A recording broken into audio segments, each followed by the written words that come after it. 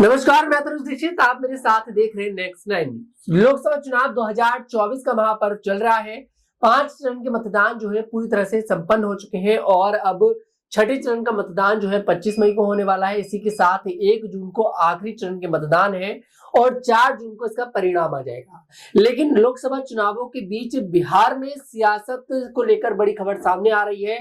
दरअसल बिहार में सरकार बदल सकती है। दरअसल नीतीश कुमार का जब से नरेंद्र मोदी के साथ एक रोड शो हुआ था बिहार के अंदर, तब से बड़ी बड़ी बातें निकलकर सामने आ रही है। नीतीश कुमार उस वीडियो में जब देखा गया तो नीतीश कुमार बड़े शांत नजर आए, बड़े गुस्से में नजर आ रहे थे, दुखी नजर आ रहे थे। उसका कारण ये भी था, नीतीश कुमार के हाथ में भारतीय जनता पार्टी का सिंबल थमा दिया गया था। हालांकि नीतीश कुमार की खुद की देखिए जेडीयू पार्टी है, जो कि बिहार के अंदर एक बहुत बड़ी पार्टी है। बिहार के अंदर 2 पार्टियां आती है जिनका नाम सबसे बड़ा है जेडीयू और आरजेडी। अब ऐसे में ये बातें तेज हो गई है, जब से तेजस्वी का भी इस बात को लेकर बयान सामने आया था कि चाचा का मन इधर है, तन इधर है, बस चाचा जो है बैठे उधर है। अब देखते हैं क्या नीतीश कुमार भारतीय जनता पार्टी का दामन छोड़कर, मतलब कि एनडीए को बीच में छोड़कर, क्या एक बार फिर से बिहार की जो सरकार है उसको बदलने में कामयाब होते नजर आएंगे। कुछ सवाल हमारे होंगे। हमारे साथ स्टूडियो में मौजूद है अक्षय। अक्षय, बहुत बहुत स्वागत है आपका। सबसे पहला सवाल यही लेंगे, क्या दिखाई देता है आपको? नीतीश कुमार सबसे ज्यादा पलटू राम के नाम में अगर उनको देखा जाए तो सबसे ज्यादा सरकार बदलने के लिए भी जाने जाते हैं, दल बदलने के लिए भी जाने जाते हैं। आखिरकार क्या एक बार फिर से नीतीश कुमार सरकार बदलने में कामयाब होते नजर आएंगे बिहार के अंदर? क्या आरजेडी और जेडीयू की सरकार एक बार फिर से बिहार के अंदर देखने को मिलने वाली है क्या? बिल्कुल। देखिए तनुज, जो सवाल आपने यहाँ पर उठाया वो लगातार ये सवाल कहा जा रहा है और खासतौर पर 28 जनवरी की वो तारीख मुझे यहाँ जहन में आती है जब से ये सवाल लगातार उठ रहा है। 28 जनवरी को ही नीतीश कुमार ने मुख्यमंत्री पद से इस्तीफा दिया था। जो मुख्यमंत्री का कार्यकाल वो राजद के साथ गठबंधन करते हुए बिहार विधानसभा में निभा रहे थे और उसी 28 जनवरी की शाम को उन्होंने फिर से मुख्यमंत्री पद की शपथ ली। इस बार उनका गठबंधन हो गया था बीजेपी के साथ। यानी इस साल जिस तरीके से नीतीश कुमार ने एनडीए गठबंधन में वापसी की, उसके बाद से लगातार ये सवाल उठ रहा था कि अब एनडीए गठबंधन कब छोड़कर वापस इंडिया गठबंधन में जाएंगे या महागठबंधन में जाएंगे। देखिए सिलसिला मुख्य तौर पर तो 2013 से शुरू हुआ था। 2013 में जब उस वक्त के जो 2014 वाले आम चुनाव थे उसके लिए तत्कालीन गुजरात के मुख्यमंत्री नरेंद्र मोदी को भारतीय जनता पार्टी ने प्रधानमंत्री पद के लिए आगे किया था। उस पर नीतीश कुमार ने साल 2013 में अपनी आपत्ति व्यक्त की थी और आपत्ति का स्तर इतना था कि उन्होंने 13 में भाजपा के साथ अपना गठबंधन तोड़ लिया था। अब जब 2013 में उन्होंने भाजपा के साथ अपना गठबंधन तोड़ा तो 2014 के लोकसभा चुनाव और 2015 में हुए बिहार विधानसभा के चुनाव में उन्होंने महागठबंधन में रहकर राजद के साथ लड़े।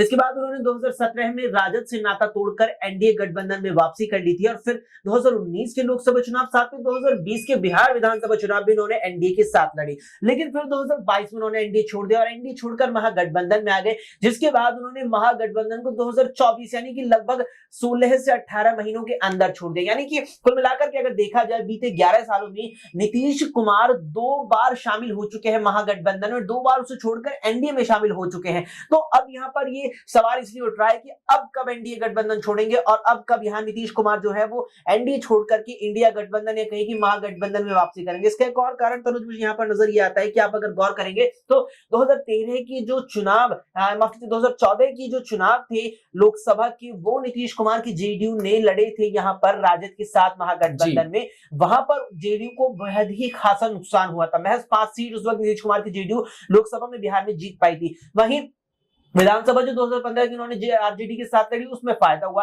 जबकि 2019 के लोकसभा चुनाव बीजेपी के साथ लड़के फायदा हुआ, लेकिन विधानसभा 2022 में बीजेपी के साथ नुकसान हुआ। यानी कुल मिलाकर के तनुज मुझे लगता है अगर हम देखें यहाँ पर बिहार के जो बीते 2 विधानसभा चुनाव रहे हैं और जो 2 बीते लोकसभा चुनाव रहे हैं, नीतीश कुमार को लोकसभा में भारतीय जनता पार्टी के साथ फायदा हुआ है बीते 2 चुनावों में, जबकि बिहार विधानसभा में नीतीश कुमार को आरजेडी के साथ फायदा हुआ है बीते 2 चुनावों का। अगर आंकलन किया जाए तो उसके आधार पर बात की जा रही है कि ये जो इस साल की लोकसभा चुनाव है नीतीश कुमार ने ये एनडीए गठबंधन के तहत लड़ी है, लेकिन अगले साल जो बिहार की 243 विधानसभा सीटों पर मतदान होने वाला है वहां पर नीतीश कुमार आरजेडी में वापसी कर करके या कहीं की महागठबंधन में वापसी करते आरजेडी के साथ लड़ेंगे।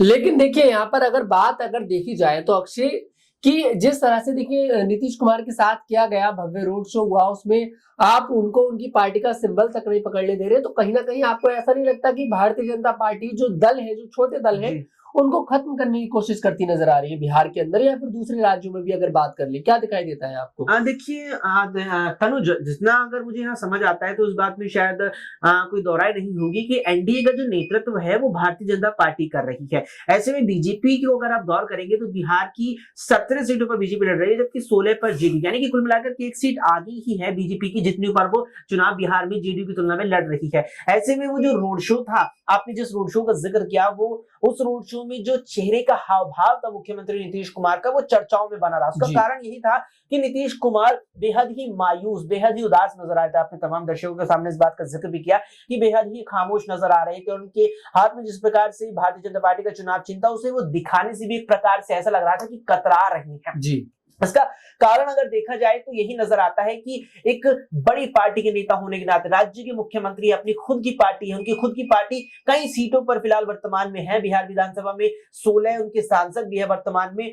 वो ऐसी पार्टी के नेता जब दूसरी किसी पार्टी का चुनाव चिन्ह अपने हाथ में लेकर उसके लिए प्रचार कर रहे हैं तो निश्चित तौर पर ऐसा अभाव देखने को मिलता है। लेकिन यहाँ पर एक कारण इसका यह भी नजर आता है कि जिस संसदीय क्षेत्र में प्रधानमंत्री नरेंद्र मोदी के साथ रथ साझा मुख्यमंत्री नीतीश कुमार कर रहे थे, वो सीट एनडीए गठबंधन के तहत बिहार की भारतीय जनता पार्टी के खाते में गई है। ऐसे में वहां पर मुख्य चुनाव प्रचार भारतीय जनता पार्टी का था, जहां पर सहयोगी दल के रूप में जिस प्रकार से जेडीयू चुनाव लड़ रही है, उसी प्रकार से मुख्यमंत्री नीतीश कुमार को आमंत्रित किया गया था चुनाव प्रचार करने के लिए, क्योंकि वहां पर जो वोट बैंक है वो तो एकजुट होना था भारतीय जनता पार्टी और जेडीयू का, लेकिन जो प्रत्याशी, जो चुनाव चिन्ह है, वो चुनावी सिंबल है, वो भारतीय जनता पार्टी का ही। इसीलिए नीतीश कुमार के हाथों में यहाँ पर जो है कमल का फूल भारतीय जनता पार्टी का सौंपा गया था, जिससे यहां पर ये एक और चीज साफ हो पाए कि जो गठबंधन अब की बार हुआ है वापसी से जेडीयू और भारतीय जनता पार्टी का, ये पूरी तरीके से आपसी सामंजस्य और एक साफ सुथरे मन के साथ किया गया है। तभी ये चीज दिखाने की कोशिश की गई कि एक खुद की पार्टी वाला नेता, खुद एक मुख्यमंत्री, एक दूसरी पार्टी का चुनाव चिन्ह अपने हाथ में लेकर यही चीज साफ तौर पर जनता को संदेश देना चाहते थे कि भाजपा और जेडीयू का जो की बार गठबंधन है वो बिल्कुल ही बेजोड़,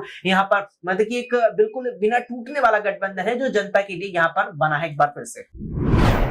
जी, वाकई में अब देखना बहुत ज्यादा दिलचस्प होगा कि आखिरकार क्या स्थिति यहाँ पर होने वाली है। क्या बिहार में जो अगले साल विधानसभा चुनाव होने वाले हैं उसमें आरजेडी और जेडीयू एक साथ फिर से मैदान में आएंगे? क्योंकि मैं आपको बता दूं, इससे पहले आरजेडी और जेडीयू एक साथ थे, एक साथ दोनों ने चुनाव लड़ा था और सरकार बनाई थी। लेकिन उसके बाद बड़ा खेल हुआ, भारतीय जनता पार्टी ने कुछ ऐसे ऑफर दिए जिससे नीतीश कुमार को विवश होना पड़ा और सरकार गिरा दी। हालांकि मुख्यमंत्री वही रहे, सिर्फ जाकर इस्तीफा दिया, दोबारा शपथ ली, शाम को फिर से मुख्यमंत्री बन गए। अब ये बड़ा खेल यहाँ पर एक बार फिर से देखने को मिल सकता है कि आखिरकार नीतीश कुमार बीजेपी की जो सरकार, मतलब कि एनडीए सरकार जो बिहार के अंदर चल रही है, उसे गिराने में कितने कामयाब होते हैं। क्योंकि सब कुछ यहाँ पर जो है वो नीतीश कुमार के हाथ में है। अगर नीतीश कुमार चाहे तो वो एनडीए की सरकार को ऐसे चलने भी दे सकते हैं और अगर चाहे तो आरजेडी के साथ सरकार भी बना सकते हैं। खैर, आपको क्या कुछ लगता है कमेंट बॉक्स में जरूर बताइएगा। अगर आपको हमारा वीडियो पसंद आए, हमारे वीडियो को लाइक करें, शेयर करें और हमारे चैनल को जरूर सब्सक्राइब करें।